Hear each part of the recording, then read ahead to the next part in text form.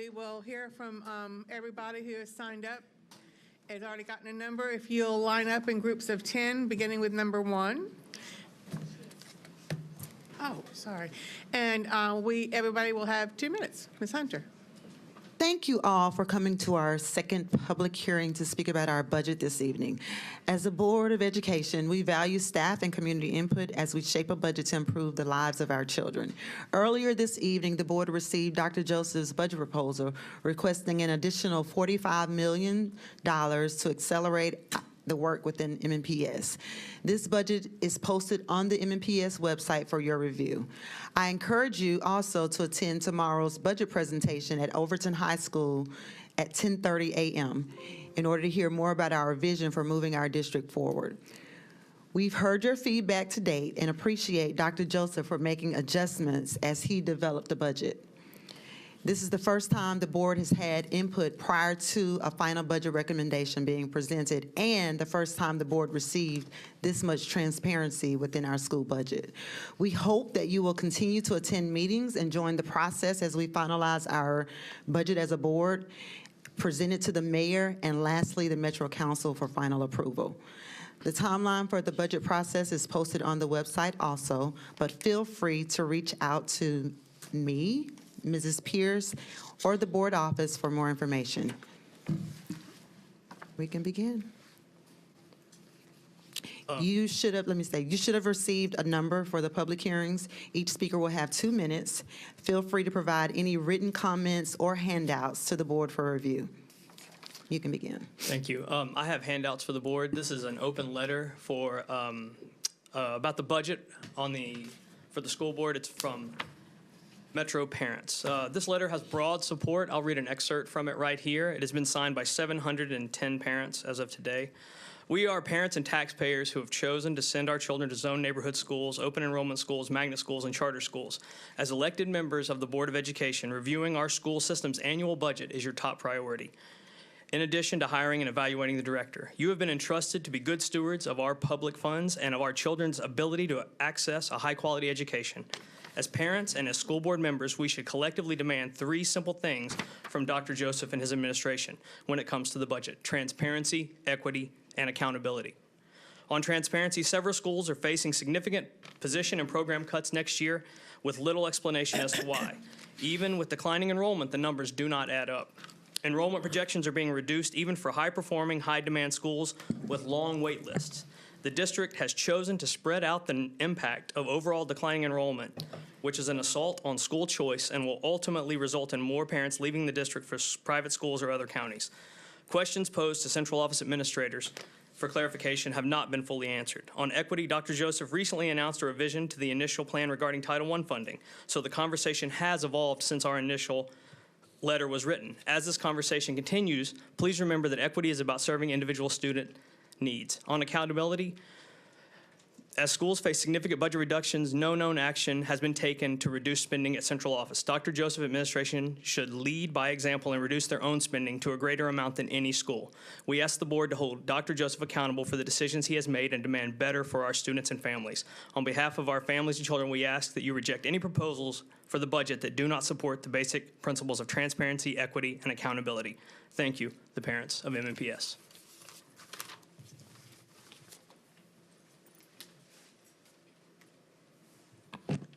Good evening, members of the board. Dr. Joseph. I'm Eric Huth. I'm president of the Metropolitan Nashville Education Association. One of the concerns that I have about the proposed budget is that it's full of false choices. This particular budget, it was developed with the assumption that Nashville cannot afford to pay more. And I would submit to you and to the Metro Council and to Mayor Briley that if this city can dream about having a huge new transportation system that involves drilling through limestone, then we should be able to afford schools that are well-funded, much better funded than our peer cities across the nation. But currently, we're chronically underfunded. The choice to lay off or dismiss or reassign 7 social workers for social emotional learning is not a good choice. Our district does not need fewer social workers. Our district needs more social workers. Also, this budget, while it does provide for step increases and a 2% raise, really does nothing to address the compensation study that you received at your last meeting. I would encourage the board or challenge you to present a realistic budget to the city of Nashville that represents funding that our students really deserve. This city cannot continue to balance its budgets on the back of our schools. 20-some years ago, we were nearly 50% of the total metro budget. We're now down to about 43%. If we continue this trend, we'll continue to have vacant classrooms in the district because you will not be able to attract and retain teachers. And please do find a way to restore some of the cuts that you've made, especially those 7 social workers. Thank you. Hi, board members. First of all, I would like to thank you for this opportunity to be heard. I am Vicki Jones, a reading recovery teacher at Una Elementary.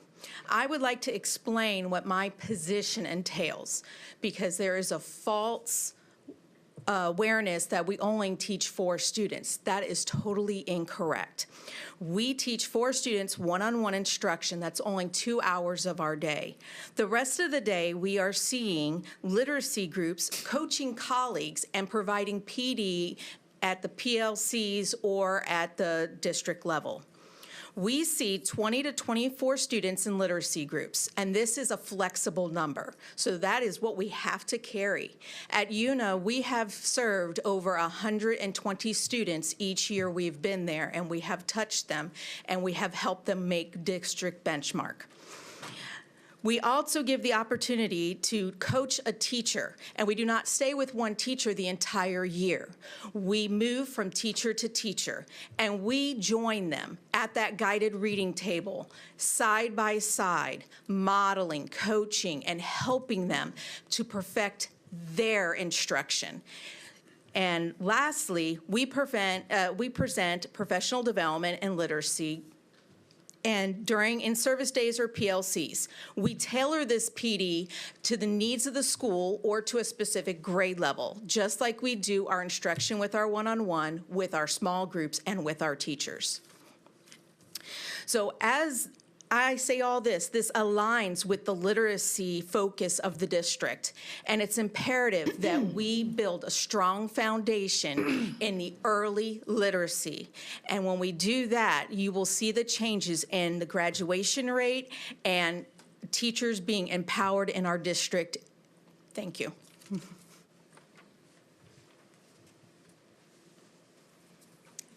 Hi, Shelley Baldwin, 2 kids in metro schools. 2 weeks ago, you heard from stakeholders all over Nashville who were concerned about significant budget losses due to reallocation of Title I funds.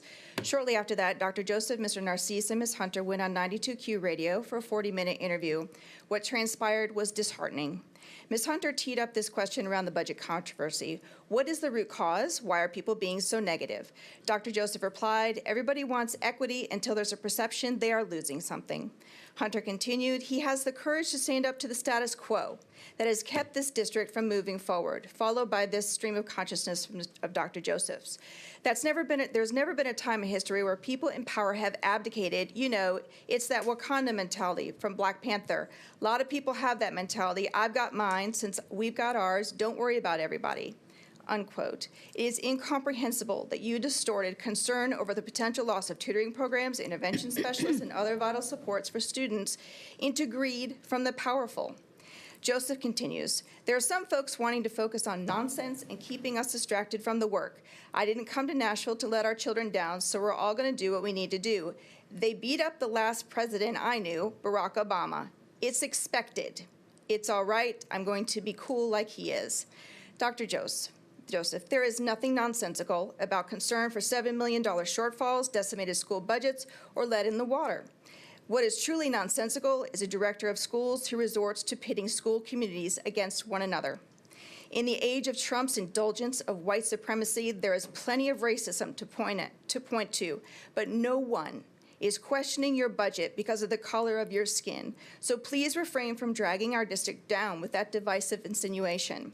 We are united in our desire to see every single student get the support they need and deserve. Nashvillians expect you to be a good steward of our tax dollars and to be a leader that unites, not divides. I look forward to seeing your budget and hope it shines a light on the darkness that has preceded it.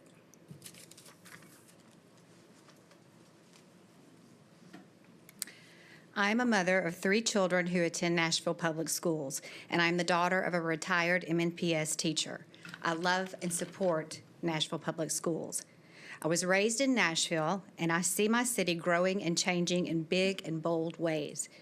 I was hopeful that this administration would also bring bold ideas to our community schools. Thus far, the information that you have allowed to be communicated to Nashville citizens does not show that you feel the same way.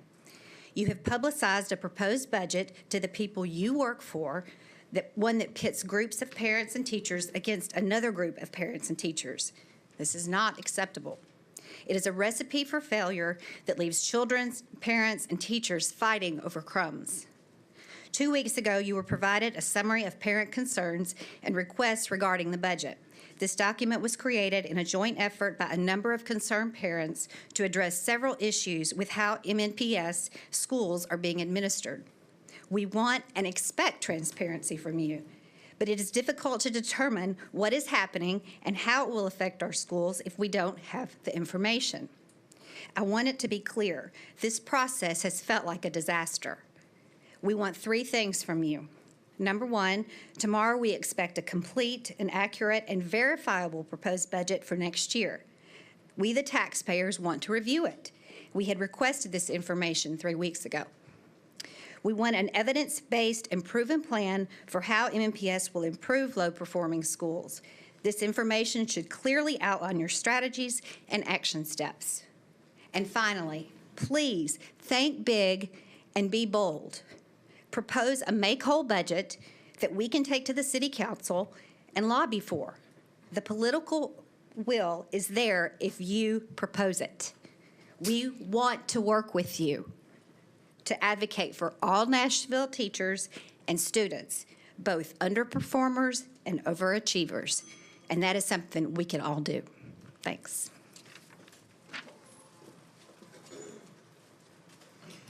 Good evening, committee members. My name is Teresa Wagner.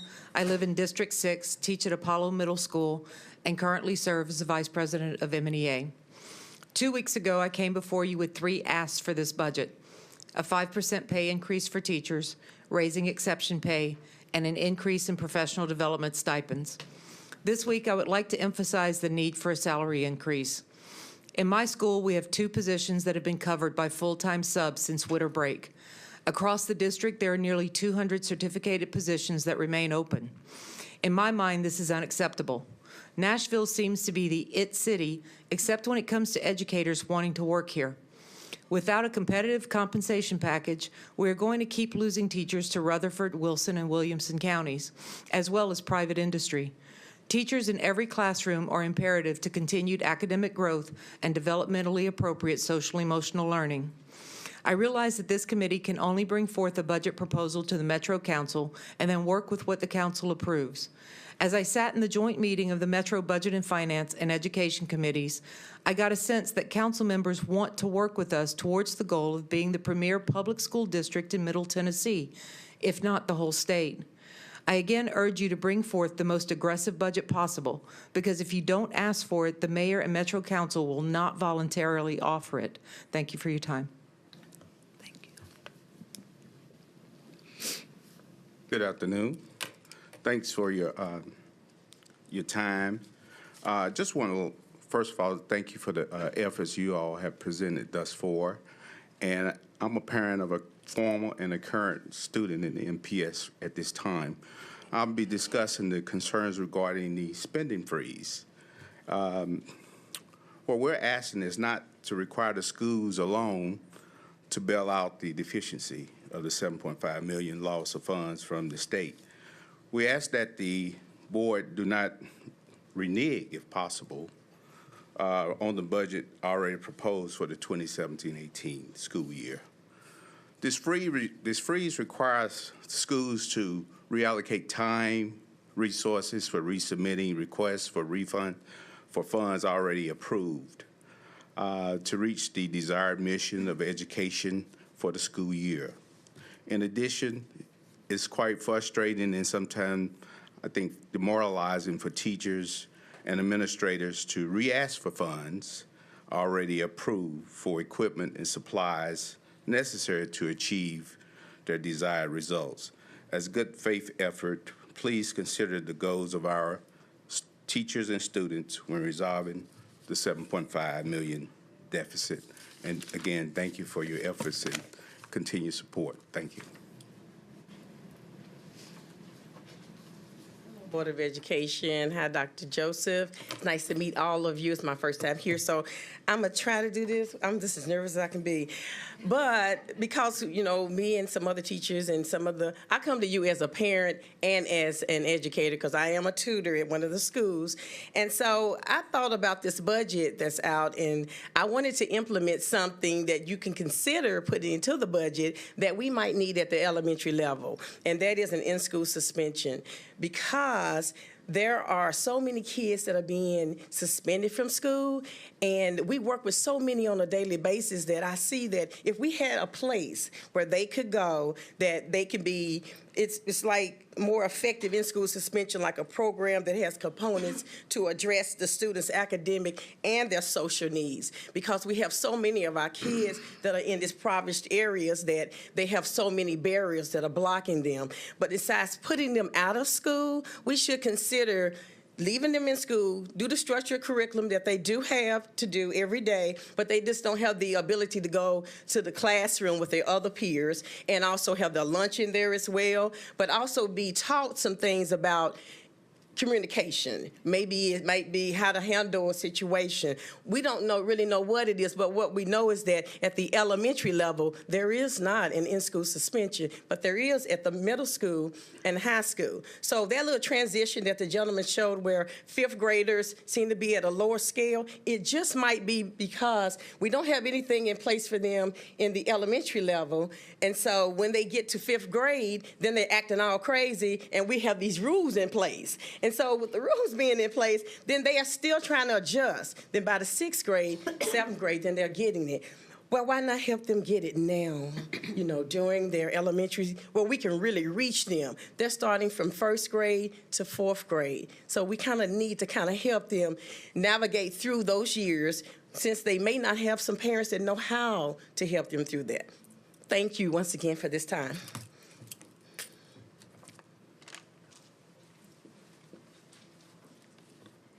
Good evening. My name is Ellen Bowden McIntyre, and I'm a parent of 3 children in metro schools, 1 in an elementary school and 2 at J.T. Moore Middle School. My goal is for Metro to aim for excellence in every metro school.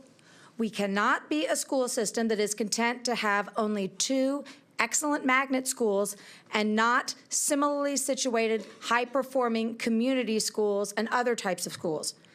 We need to have all high schools and all middle schools and elementary schools be performing high. How can we attain that level of excellence that everyone wants? We need to think bigger and have a strategic plan that is fully funded with a budget that will get us where we need to go. The plan should use proven methods like social and emotional learning, restorative practices. The plan should support teachers, including funding for foreign language teachers and counselors and support staff. The plan should implement the K-3 literacy recommendations in the city's blueprint for early childhood learning and address all of the 7 priorities of the school board. The plan should follow the successful example of Chicago public schools by increasing academic rigor in middle schools and high schools throughout Metro.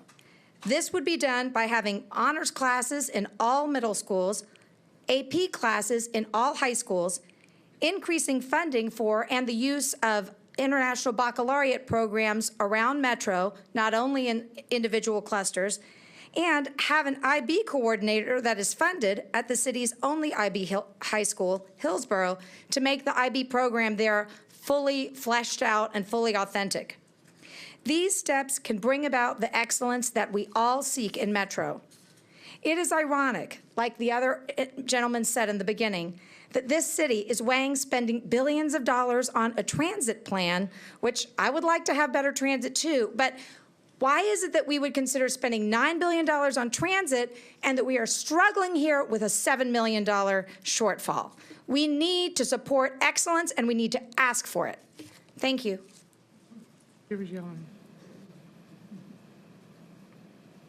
Hello, my name is Emily Edwards. I'm a school social worker in the Glencliff cluster. Just wanted to let you know that March is Social Work Appreciation Month. I am here to talk about the role of a social worker to make sure that everyone in this room really understands what we do, and then also to discuss some issues that I have with things that are going on in the district. As a social worker, we provide ongoing mental health counseling. We do not we don't have any restrictions such as 10 care. We don't have restrictions on the number of visits that we can see a client. So we are very unique in the service that we provide compared to other agencies such as Centerstone Mental Health Co-op or Vanderbilt, which is really lucky for students in our district. We provide crisis support for students after there's been a death at the school, doing suicidal assessments and homicidal threat assessments. We advocate for our parents, and we do many trainings in the district for different staff regarding ACEs, bullying, grief, and parenting classes. And sorry, I wanted to start with the beginning of March. 6,700 collaborative referrals were sent, and 43% of those, which is 2,850, were sent to social work.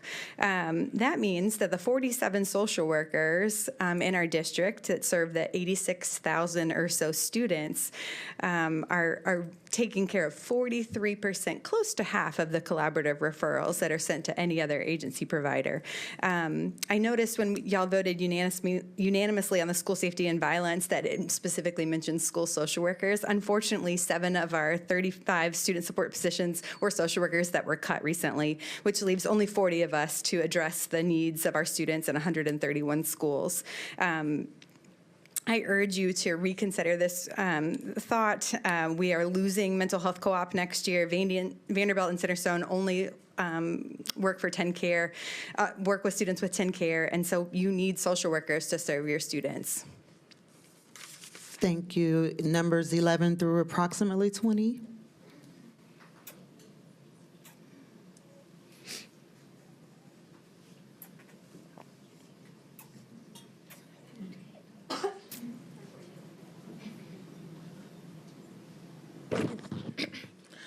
My name is Ziana Jennings, and I've had a social worker from the beginning of my 5th grade year up until now, and I am now a senior at Stratford High School, and I'll be graduating May 19th. My first social worker was at Baileystown Magnet Middle School, and my second was at Stratford High School. Through those 8 years of trials and tribulations, mix-ups and slip-ups, my social workers has exceeded expectations. The love and realness and the feeling of someone genuinely caring about me is what made me appreciate my social worker. In 2015, my mother passed.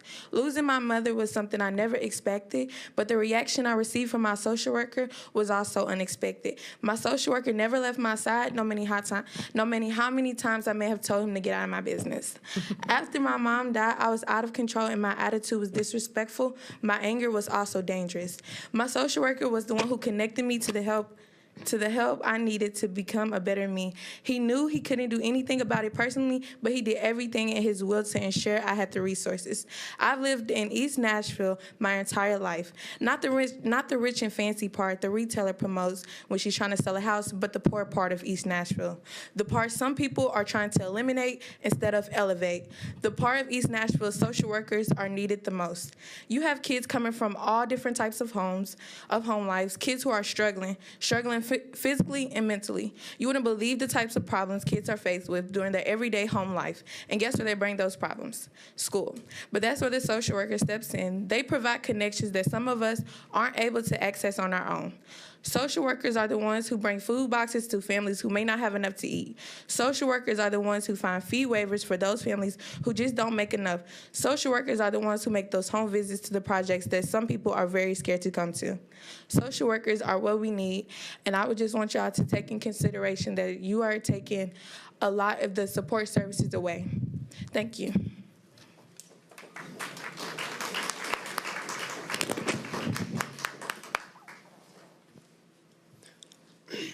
Today, I'm here to talk to you guys about reading recovery and how it helped me. I think it should really be considered, and I started at Good Pasture, a Christian school. First grade, I was held back, couldn't read, couldn't write, didn't know my ABCs. If it wasn't for Jill, I wouldn't know how to read still. I was 3 or 4 grade levels above what I should have been after she did what she needed to do, and every day I'd go there after school or in the summer, she would teach me. She'd tell everybody that, it was helping, and it really was. And if it wasn't for her, I wouldn't be able to do it. I just want to thank her. And reading recovery really did help. It helped me with tactics. It helped with later on in high school. I never wanted the teacher to call on me to read. I couldn't do it. And then whenever she helped me, it was a breeze. Everybody in class wanted me to read.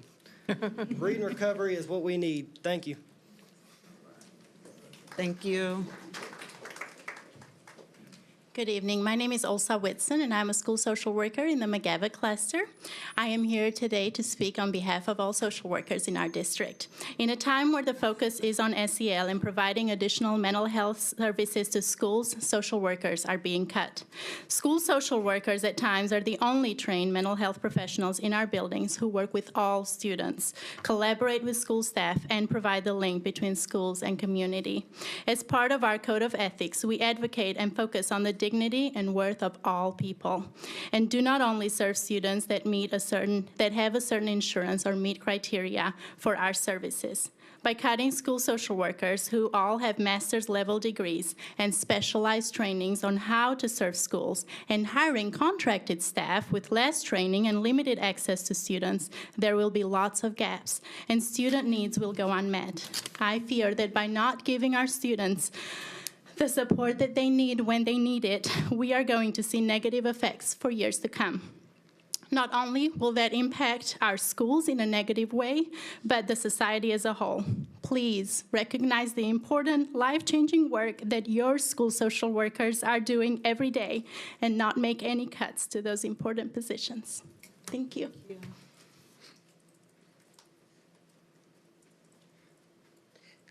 Hi, my name is Heather Mccall. I live in Hermitage, and I teach in Antioch at Apollo Middle. Thank you so much for allowing me to speak tonight. I come asking for 2 things as we continue this budget process. The first thing is transparency. This was a common theme at the last board meeting. And afterward, I was online and I found an article on the MNPS website that was dated March the 7th. And it suggested that the reallocating of Title I funds was already a done deal. I reached out to Anna Shepard and Eric Huth, who said that this was not quite the case. So putting these 2 things together, we're really confused as a community as to what's going on in that situation. And we as a public also need better communication as to where the shortfalls are coming from in this booming city. Secondly, I ask that you prioritize the values of our district when it comes to allocating all of our funds. Prioritize things like an intervention program in all of our schools, because many of our schools still don't have this. Also prioritize teachers in terms of pay raises and voices, because we have a lot of knowledge in this district, and we have a lot of teachers who can't afford to live in this district as it is right now. And lastly, prioritize things like SEL and restorative practices resources so we can fully implement what is best for the whole child in MNPS. Thank you. Thank you. Thank you, everyone. This concludes our hearing portions. I just want to thank you all for being so involved in this process. It's extremely important to exercise that freedom of speech, and we've been really involved in this process, Dr. Joseph and the board, and we expect that we're going to be able to come to some conclusions that are going to work best for our kids and our staff. So thank you all once again for coming. This concludes our hearings. We have a student appeal following this public hearing, so we would ask for everybody to go ahead and exit, as this is a closed event.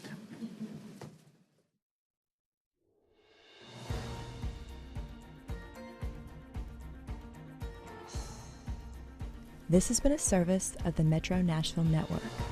If you would like to see this presentation again, or for more information about this and other programs, visit nashville.gov.